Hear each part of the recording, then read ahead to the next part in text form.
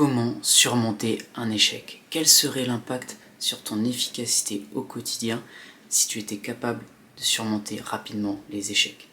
Est-ce que tu serais plus serein, plus sereine? Est-ce que tu pourrais passer plus à l'action pour atteindre tes objectifs? Dans cette vidéo, je vais te partager 2 clés importantes pour pouvoir surmonter les échecs.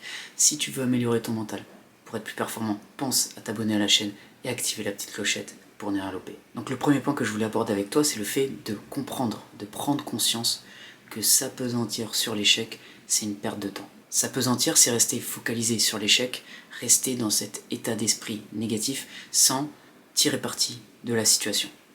Alors je sais aussi avoir de la compassion, parfois c'est très dur quand on vient de se prendre une claque, de repartir de l'avant, mais le but de cette vidéo, c'est de gagner en efficacité. Et ce n'est pas en restant figé sur un état d'esprit négatif qu'on va pouvoir améliorer notre situation. Ce n'est pas en gardant la tête sous l'eau qu'on va pouvoir s'en sortir. Ce qui va compter ici, l'important, c'est notre attitude après cet échec. Et le but, c'est de ne pas perdre de temps. J'insiste là-dessus, ne pas perdre de temps.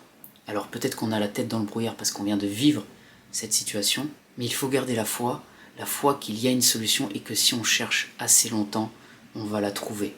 On peut se dire aussi que au lieu de rester fixé sur nos échecs passés, présents, on peut les transformer en opportunités et en tirer parti. Et c'est le deuxième point que je voulais voir avec toi, il s'agit de retirer une leçon de ce qu'on vient de vivre. La base, c'est de toujours penser qu'on peut s'améliorer, qu'on peut changer notre manière de faire. Exemple simple, si je me lève pas à l'heure un matin, parce que je suis fatigué, eh bien je peux me coucher plus tôt la veille.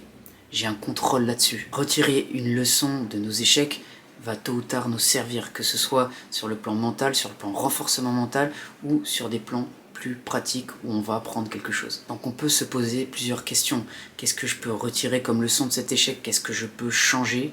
Puis ensuite, il faut décider de changer, décider de mettre en place de nouvelles choses. Malgré l'injustice de certaines situations, il faut toujours rester focalisé sur ce qu'on peut contrôler, sur ce qu'on peut changer, au lieu de remettre la faute sur les événements extérieurs et circonstances, parce qu'au final, ça ne va pas nous permettre d'avancer, ça ne va pas nous permettre d'améliorer la situation. Donc je n'ai pas réussi ce projet au travail, ok, qu'est-ce que je peux changer, qu'est-ce que je peux améliorer, qu'est-ce que je peux faire la prochaine fois pour que ça réussisse? Quels sont les éléments sur lesquels j'ai une emprise, un contrôle? Donc focalisons-nous sur ce qu'on peut contrôler, ce sera une bien meilleure solution. Repartir de l'avant, retirer rapidement une leçon de l'échec, parce que l'ennemi, c'est de rester immobile, de rester figé.